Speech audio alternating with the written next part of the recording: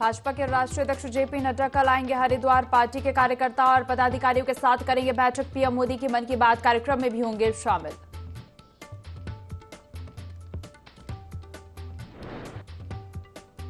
बागेश्वर उपचुनाव में भाजपा ने कांग्रेस को फिर दिया झटका। पूर्व मंत्री सुरेश आर्य भाजपा में हुए शामिल। प्रदेश अध्यक्ष महेंद्र भट्ट ने दिलाई सदस्यता। कांग्रेस को फिर लगा झटका।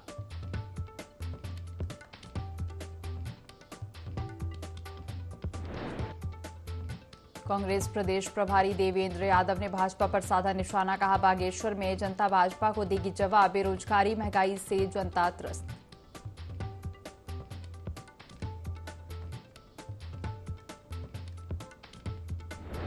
मानसून सत्र को गरमाएंगे 600 से अधिक प्रश्न। 5 से 8 सितंबर तक चलेगा सत्र। तैयारियों में जुटा सचिवालय।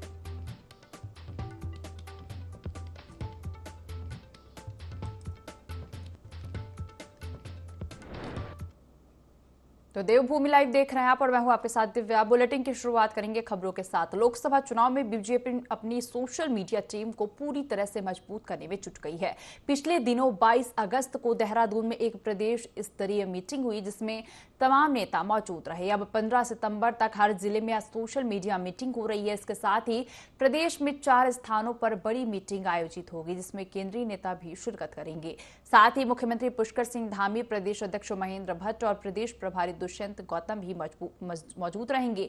यह मीटिंग अल्मोड़ा, श्रीनगर, देहरादून और हल्द्वानी में 15 सितंबर से 30 अक्टूबर के बीच आयोजित की जाएगी। इस बात की जानकारी सोशल मीडिया के प्रदेश अध्यक्ष नवीन ठाकुर ने दी है।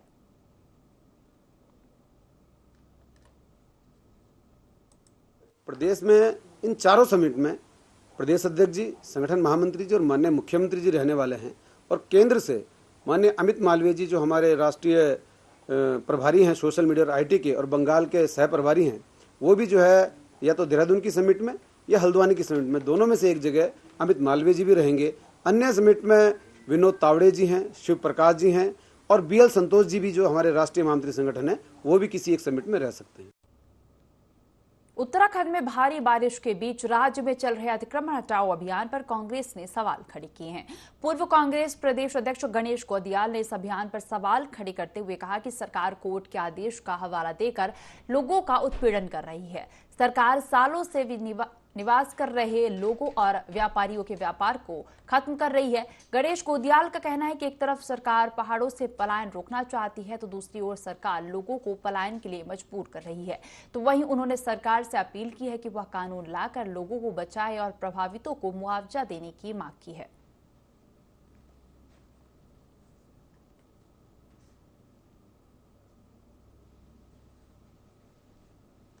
राज्य में इन दिनों बड़े पैमाने पर अतिक्रमण हटाने के नाम पर सड़कों के किनारे बसे हुए लोगों को, चाहे वो रिहायशी मकान हो या कारोबारी के रूप में दुकानें हों, सभी को हटाया जा रहा है। लोगों की संपत्तियों को तोड़ा जा रहा है। सरकार का ये कहना है कि माननीय न्यायालय के आदेश पर यह हो रहा है। किसी प्रकार के अनधिकृत निर्माण को हटाने के विरोध में नहीं है। हम भी चाहते हैं कि सड़कें चौड़ी हों, आवागमन सुचारू रूप से चल सके। लेकिन यहाँ पर कुछ प्रश्न ऐसे हैं, मैं समझता हूँ कि जिन प्रश्नों को सरकार से पूछा जाना चाहिए कि जो लोग इन सड़कों के किनारे बसे हैं, क्या सरकारों को इतने साल से इनके वहाँ पर बसने का कोई अंदाजा नहीं था? बड़ी संख्या में जो आज प्रभावित हो रहे हैं, ये बड़ी संख्या में उन लोगों को वहाँ से हटाकर पलायन पर मजबूर कर रही है। उत्तराखंड की पौराणिक संस्कृति को संजोए रखने के लिए लोक पर्वों का अपना अलग ही महत्व है, जिसमें एक पारंपरिक सातों आछू लोक पर्व की पूरे कुमाऊं में धूम चल रही है। बिंदु खत्ता में सातों आछू पर्व को मातृशक्ति ने मूर्ति बनाकर विधिवत रूप से पूजा अर्चना की।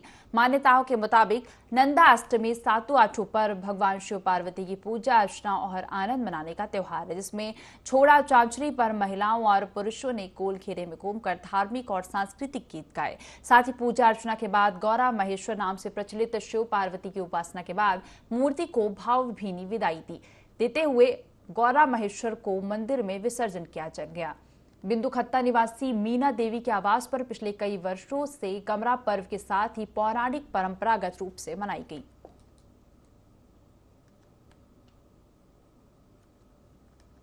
जिनसे हम चले आए हैं, ये शिव गौरा की पूजा करते हैं हम। बहुत 60 साल हो गए, 60 साल से इसको जाती हैं और हम इसको धूमधाम से बनाते हैं। हर साल बनाते हैं। शिव गौरा पार्वती को मानते हैं। इसकी डोली बना के तब विसर्जन करते हैं मंदिर में। खूब 4 दिन का मेला होता है धूमधाम से। 27 हरिवीर हम इसको मानते हैं। इनकी शक्तिशाली है, शक्ति भी देते ही हैं। इसके उपासना करते हैं। 4 दिन का मेला लगता है। 4 दिन का हर साल भर में हम मानते हैं। हमारे जब पितर थे तब से ही मानिए हम। सबसे पहले तो ये उत्तराखंड की एक परंपरा है। इस परंपरा को हमने एक विरासत के रूप में संजोए रखना है। और ये नंदा सुनंदा गौरा देवी जो प्राचीन समय से चला आ रहा है, उसको हम ये प्रथा बुजुर्गों की दी हुई है कि धरोहर है, धरोहर के रूप में हम इसको आगे को बढ़ाते रह रहे हैं। हमारी जो पुरानी परंपराएं उनको विरासत के रूप में हमारे सजने का एक शुभ अवसर भी मिलता है। और इसमें मां सुनंदा का बड़ा ही अहम रोल होता है। और ये सब कोई शक्ति के रूप में एक माँ, जो माँ जिसको बोलते हैं माँ शक्ति के रूप में हमारे सब लोगों की रक्षा भी करती है। जोशीमठ प्रखंड के पगनो गांव में भूस्खलन और ऊपरी क्षेत्र से गांव में जगह जगह से बस रहे बरसाती नालों के खौफ से अब कई परिवारों को अपना घर आंगन छोड़ना पड़ गया है। करीब 1 महीने से यहाँ के ग्रामीण दिन रात बस अपने परिवार और पशुधनों को बचाने की फिक्र में जद्दोजहद में लगे हैं। आप इन तस्वीरों को देखकर अंदाजा लगा सकते हैं कि लोगों के चेहरे पर लाचारी, बेबसी, दर्द और गुस्सा झलक रहा है। ऐसे में पगनो गांव के लोगों ने समय रहते जिलाधिकारी चमोली और शासन प्रशासन से पगनो गांव की सुध लेने की गुहार लगाई है। आलम यह है कि पगनो गांव के कुछ परिवारों ने अपने रिश्तेदारों के घरों में शरण ले ली है।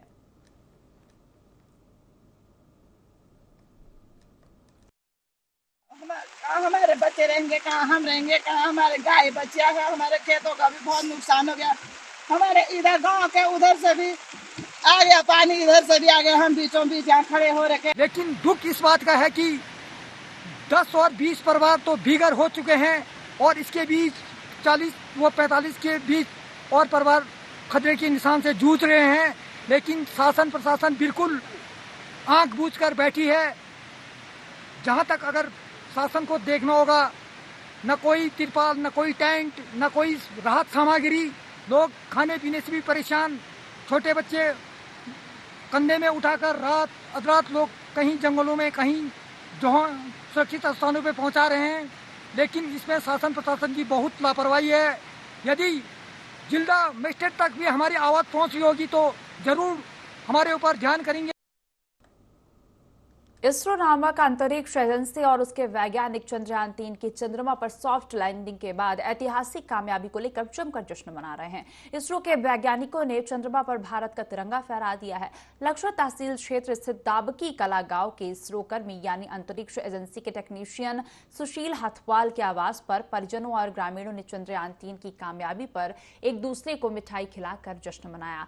दरअसल लक्सर के दाबकी कला गांव निवासी करीब 36 वर्षीय सुशील हथवाल ने वर्ष 2019 में इंडियन स्पेस रिसर्च ऑर्गेनाइजेशन यानी इसरो अंतरिक्ष एजेंसी में टेक्नीशियन है और इस कामयाबी में इसरो में कार्यरत सभी कर्मचारियों को सफलता पर बधाई दी जा रही है।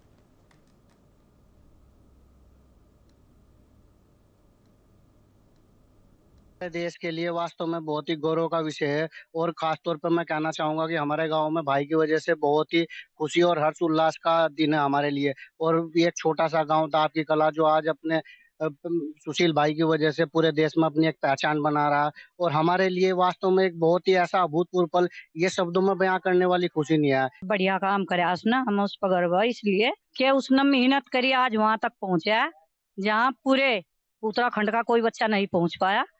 उसने इसलिए हमारा नाम भी रोशन करा और पूरे गांव का नाम रोशन कर दिया। भाई बचपन से पढ़ने लिखने में बहुत होशियार थे। उन्होंने गरीबी में जीवन व्यतीत किया, अपनी पढ़ाई लिखाई करते और अपनी बुद्धिमत्ता से जो ना और कड़ी मेहनत के बदौलत इसरो में नौकरी प्राप्त की। और आज भारत के अंदर और विश्व में जो है ना दाबकी कलाकारों का नाम रोशन किया है। और हम बहुत खुश हैं और सभी लोगों की उनके प्रति शुभकामनाएं हैं। अपने भाई पर बहुत ही अधिक गर्व है। उन्होंने इतना उच्च मुकाम हासिल किया है। उन्होंने पढ़ाई में निरंतर मेहनत की और ये मुकाम हासिल किया। हम अपने बड़े भाई पर, सुशील भाई पर बहुत ही अधिक गर्व है।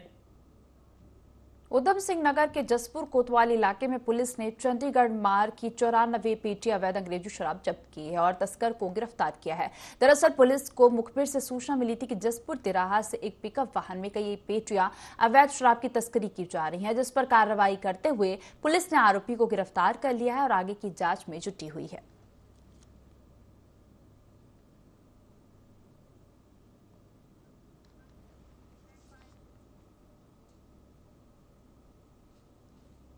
पिथौरागढ़ में लंपी वायरस का कहर थमने का नाम नहीं ले रहा है। इससे दुग्ध उत्पादन पर बुरा असर पड़ रहा है। दुग्ध उत्पादकों और पशुपालकों को आर्थिक नुकसान का सामना करना पड़ रहा है। वहीं सरकार की ओर से मुआवजा नहीं मिलने से पशुपालक परेशान हैं।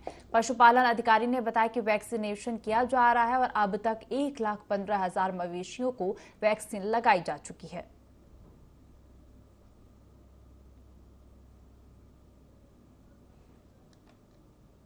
सिलेक्शन करीब हो गए हैं 30 के आसपास। 70 एप्लीकेशन सोर्स हो गए। 4 ब्लॉक क्या नगर निगम के अधिकारियों की लापरवाही लोगों के लिए मुसीबत बनती दिख रही है, जिसके चलते मेयर ने पार्षद और अधिकारियों की एक बैठक बुलाई। बैठक के दौरान अचानक गंगानगर क्षेत्र के लोग सैकड़ों की संख्या में निगम बैठक हॉल में पहुंचे और निगम मुर्दाबाद के नारे लगाने लगे। लोगों ने निगम के अधिकारियों को खरी खोटी सुनाई और बैठक हॉल में ही प्रदर्शन करने लगे। करीब 1 घंटे चले विरोध प्रदर्शन के बाद समस्या के निस्तारण का आश्वासन पाकर लोग वापस लौटे।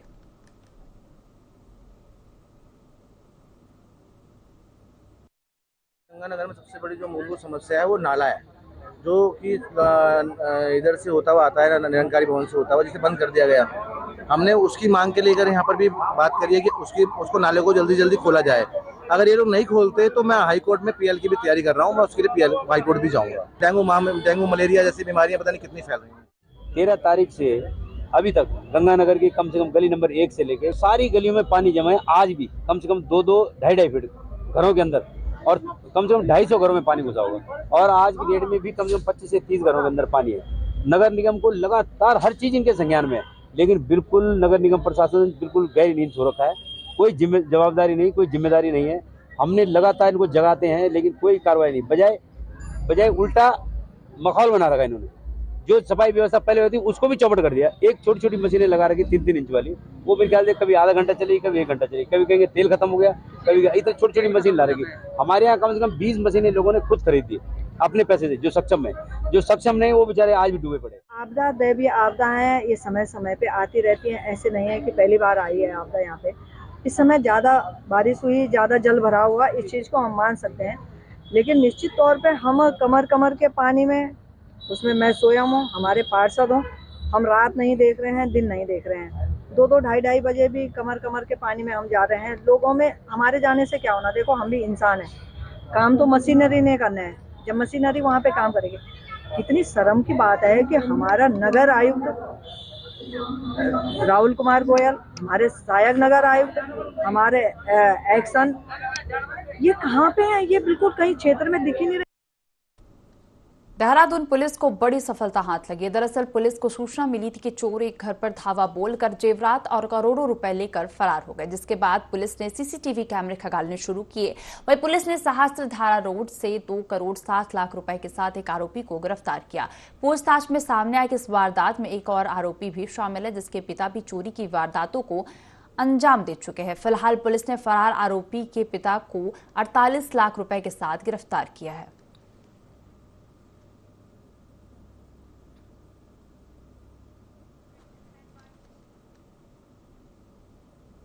साल 2024 में होने वाले लोकसभा चुनाव के लिए निर्वाचन विभाग ने तैयारियां शुरू कर दी हैं।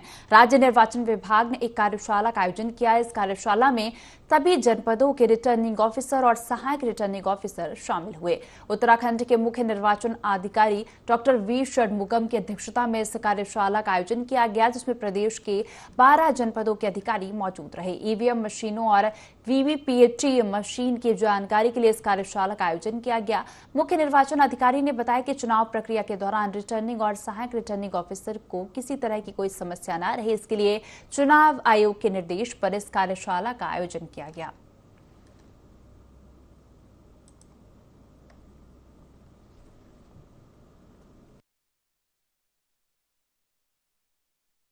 ट्रेनिंग आयोजित किया गया था ईवीएम की फर्स्ट लेवल चेकिंग, इसका एफएलसी कहते हैं। इसका ट्रेनिंग के लिए हम लोग सभी डीएम डीईओ के रूप में काम करेंगे और डिप्टी डीईओ है उनका बुलाया है, हमारा ईवीएम की नोडल ऑफिसर है उनका बुलाया है और कमीशन से भी हमारा एक सेक्रेटरी रैंक का ऑफिसर आ रखा है इसका पूरा प्रोसेस को देखने के लिए। हमारा ECIL इंजीनियर्स है। हम एफएलसी के दौरान क्या क्या तैयारियां करना है, किसी प्रकार का इसका एफएलसी आयोजित करना है, इसका पर डे रिपोर्टिंग फॉर्मेट क्या है और क्या क्या सावधानी रखना है और इस प्रोसेस को हमने पूरा बताया गया है। जो ईवीएम तैयार हो जाता है उसको हम लोग स्ट्रांग रूम में रखेंगे। उसका जो ईवीएम के जो एफएलसी के दौरान हम प्रॉपर तरीके से पॉलिटिकल पार्टीज़ का इंफॉर्मेशन देते हैं, उनका उपस्थिति में ये पूरा काम किया जाता है। पर डे उनका अटेंडेंस भी लिया जाता है। कांग्रेस के पूर्व प्रांतीय उपाध्यक्ष भागीरथ भट्ट ने मीडिया को जानकारी देते हुए बताया कि 5 सितंबर को बागेश्वर विधानसभा में होने वाले उपचुनाव में कांग्रेस पार्टी भारी बहुमत से जीत दर्ज करेगी। जनता भाजपा के शासन से तंग आ चुकी है। प्रदेश में बेरोजगारी, महंगाई और भ्रष्टाचार से जनता बुरी तरह त्रस्त है। महिलाओं की सुरक्षा खतरे में पड़ चुकी है। युवा बेरोजगार सड़कों पर घूम रहे हैं। भट्ट ने कहा कि बागेश्वर उपचुनाव में कांग्रेस प्रत्याशी काफी मजबूत स्थिति में है। कांग्रेस एक तरफा जीत हासिल करेगी।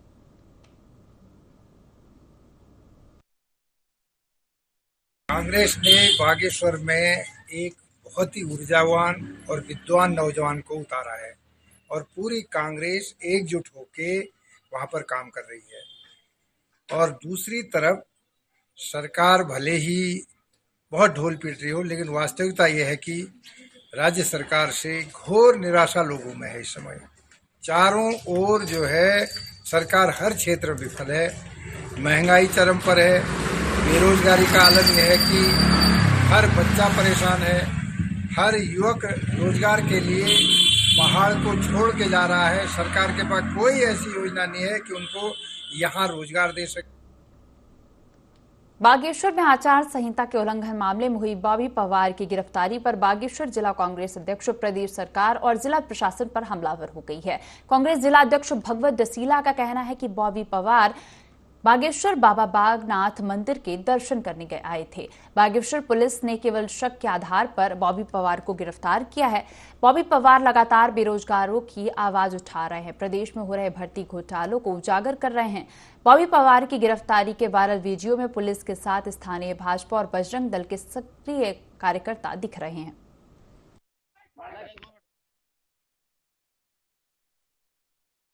बॉबी पवार का बागेश्वर आना महज एक इत्तेफाक हो सकता है कि उस समय उपचुनाव चल रहे हैं, वो बाबा बागनाथ जी के दर्शन के लिए जा रहे थे और जिस तरीके से प्रशासन ने अपने बल का, अपने तंत्र का दुरुपयोग किया, उसको देखकर ये लगता है कि बॉबी पवार ने आज से 5 हफ्ते पहले एक खुलासा किया था कि कैबिनेट मिनिस्टर की बेटी के जो 13.25 प्राप्तांक लेकर के जो उसको नियुक्ति देने का काम उत्तराखंड की सरकार ने किया था, जिसको आज स्थगित भी उन्होंने कर रखा है। तो उसको लेकर के ये लोग इतने डरे हुए हैं कि उन्होंने ये लगा कि कहीं बॉबी पवार उस संबंध में उसको कहीं उसके पर्चे न बांट रहा हो। इस कारण से जो है आज प्रशासन ने उसको जबरन बलपूर्वक और उसके 4 साथियों को उठाया। उसमें से भी एक आदमी जो पब्लिक का आदमी था, उसको भी उन्होंने धारा 144 के उल्लंघन के नाम पर, क्योंकि इनको 4 से 5वां आदमी चाहिए था, तो एक पब्लिक का आदमी इन्होंने। देहरादून में जहां बीते 7 अगस्त को ग्राम्य विकास मंत्री गणेश जोशी ने केंद्रीय ग्रामीण विकास और पंचायती राज मंत्री गिरिराज सिंह से भेंट कर उत्तराखंड के लिए 26,000 ग्रामीण आवास दिए जाने की मांग की थी, जिसके बाद मीडिया को जानकारी देते हुए मंत्री गणेश जोशी ने बताया कि केंद्रीय ग्रामीण विकास मंत्री ने उत्तराखंड के 33,000 आवास आवंटित कर दिए हैं। प्रदेश के ग्राम्य विकास मंत्री गणेश जोशी ने प्रदेश की भौगोलिक स्थिति को देखते हुए उत्तराखंड के ग्रामीण क्षेत्रों के लिए 26,000 आवास आवंटित करने का अनुरोध किया था। उन्होंने बताया कि प्रधानमंत्री आवास योजना के तहत उत्तराखंड को कुल 73,000 आवासों में से 46,000 आवंटित हुए थे, जिसमें 35,000 आवासों का निर्माण पूर्ण हो चुका है और अन्य पर कार्य चल रहा है।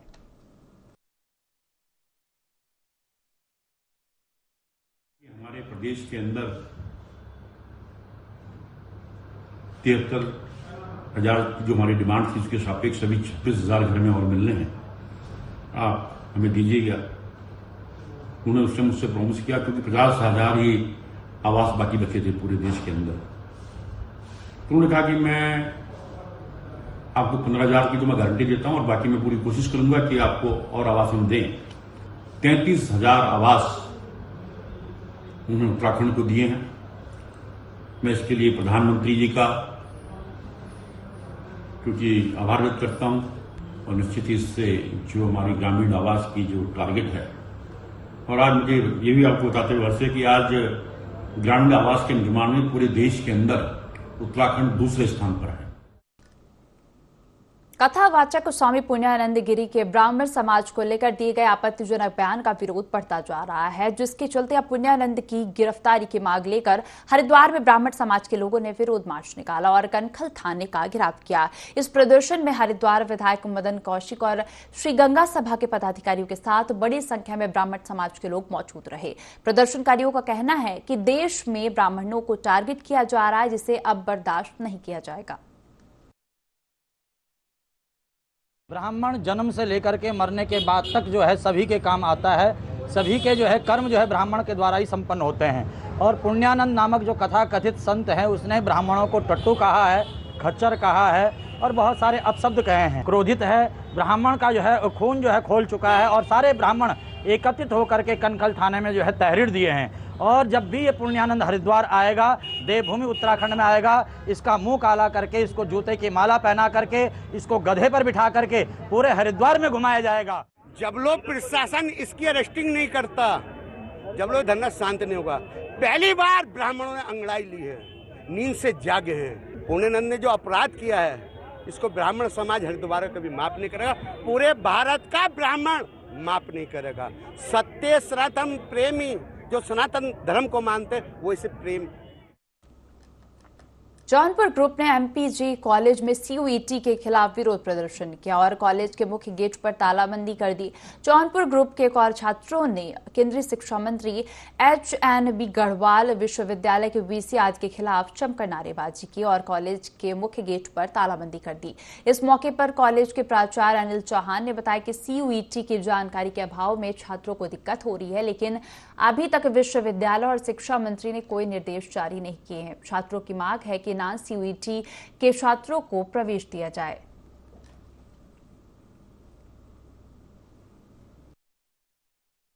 आज सरकार ने एक जो नई मुहिम निकाली है कि सीयूईटी के आधार पे ही बच्चों का एडमिशन होगा। अगर सीयूईटी के आधार पे बच्चों का एडमिशन हो रहा है तो आप देख सकते हैं कि 570 सीट एमपीजी कॉलेज में है, तो इसमें से 17 लोगों का एडमिशन हुआ है। बाकी जो 553 सीटें वो अभी भी खाली है। हम सरकार से एक ही उम्मीद करना चाहते हैं कि गरीब बच्चों यहाँ पढ़ते हैं, आप उनका आनंद ना करें। ये बच्चे इतने दूर से आते हैं, आपने शिक्षा को तो सीयूईटी तो ला दिया आपने, तो मेरा सरकार से निवेदन है कि जो ये विगत वर्षों की भांति जो 12th मेरिट के आधार पर बच्चों का एडमिशन होना चाहिए, तो सरकार से निवेदन है कि ऐसा करें आप। तो आज कहीं ना कहीं समस्याओं को लेकर हम फिर एक बार कॉलेज आए हैं। हम किसी भी पार्टी को रिप्रेजेंट नहीं करते हैं, हम एक छात्रों की हितों में पहले से काम करते आए हैं, अभी भी करते हैं। सीयूईटी के फॉर्म भरे जा रहे हैं, जिसमें मिडिल क्लास बच्चे, इधर पहाड़ी लोगों के बच्चे कोई भी नहीं भर पा रहा है उसे। कुल मिला के केंद्र सरकार ने इसको एक मुद्दा बना दिया है पैसे कमाने वाला। शिक्षा मंत्री जी से मेरा यही निवेदन है कि धंधेबाजी मत करिए, शिक्षा के आधार पर बिल्कुल भी आप पैसे कमाने वाला काम मत करिए। एक्चुअली विश्वविद्यालय और यूजीसी ने ये नियम बनाया कि जो बच्चे सीयूईटी से एग्ज़ाम दे करके आए हैं उन्हीं को प्रवेश दिलाया जाए, लेकिन बहुत सारे बच्चे जानकारी के अभाव में सीयूईटी का एग्ज़ाम नहीं भर पाए, उसमें अपीयर नहीं हो पाए क्योंकि उनका सेंटर बरेली रखा गया या दूर जगह रखा गया, तो उसके अभाव में बहुत सारे बच्चे इस प्रक्रिया से अछूते रह गए। अब ये है कि बच्चों की मांग ये है कि नॉन सीयूईटी, जो इन बच्चों ने सीयूईटी का एग्ज़ाम नहीं दिया, उनको एडमिशन दिया जाए। वो विश्वविद्यालय या माननीय मंत्री जी उसको अगर परमिट करेंगे तभी हम प्रवेश दिला पाएंगे। इस बुलेटिन में फिलहाल इतना ही। आप बने रहिए IND 24 के साथ। नमस्कार।